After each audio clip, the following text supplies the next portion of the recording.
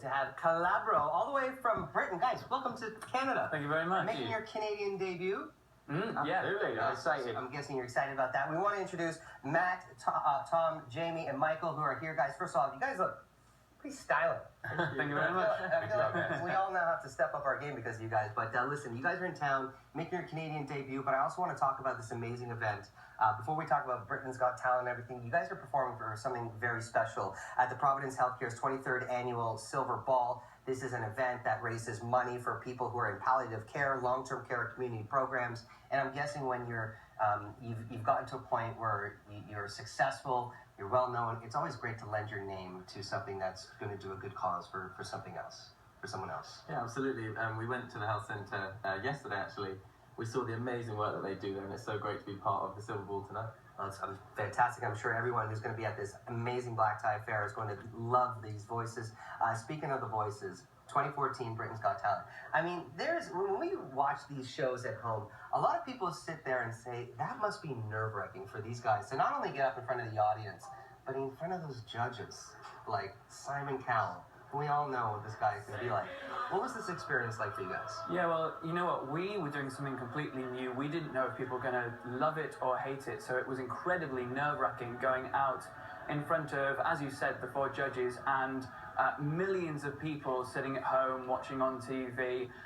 But, you know, we had our fingers crossed, we opened our mouths, and they loved it. I mean, even Simon Cowell rolled his eyes when he said, you know, we're another boy band, but we had that little twist. We did something different. You know, a lot of people proved that guy wrong over the years. And you know what, I'm guessing, you know, just the style of music that you're doing, you know, maybe 20 years ago, you didn't see a lot of young, good-looking guys, well-dressed guys doing this kind of music, but the industry has changed. And we're seeing guys from here, the tenors, Il Divo. I mean, this is exciting because I feel like this is a style of music that is being, you know, introduced to a lot of people that maybe wouldn't have embraced it in the past. Is that something you guys feel is correct?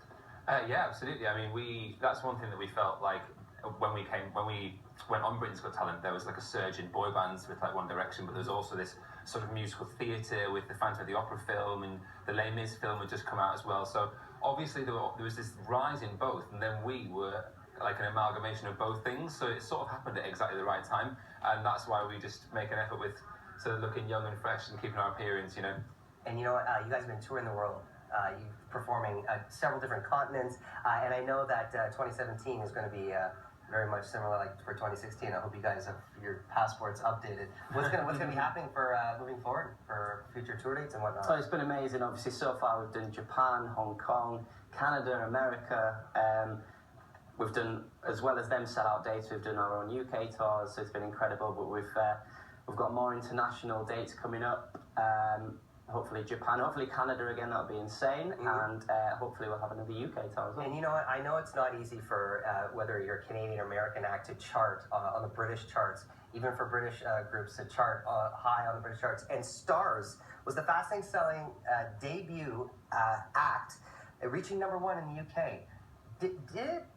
Did it sink in right away, or did you kind of have to pinch yourself like, guys, we have a #1 spot right now. It's a big deal. We were actually all in a van on the way back from a gig when we heard the news. We heard it announced on radio, and I believe you could literally see the car swaying from side to side when we got the news. This is amazing. And now, first of all, are you guys going to be performing? What are you going to be performing for us? We're going to be performing Stars from our first album, Stars. Collabro in the house. Guys, thank you so much for making the trip here and stopping by so nice and early this morning. I know you have a big night tonight. Once again, tonight's Providence Healthcare's 23rd Annual Silver Ball. It's presented by Scotiabank, happening at the Fairmont Royal York. Looking forward to the performance, guys. Thank you very much. You guys warm up those vocal cords this morning? Oh, yes. Oh, yeah. Stick around. You don't want to miss their performance.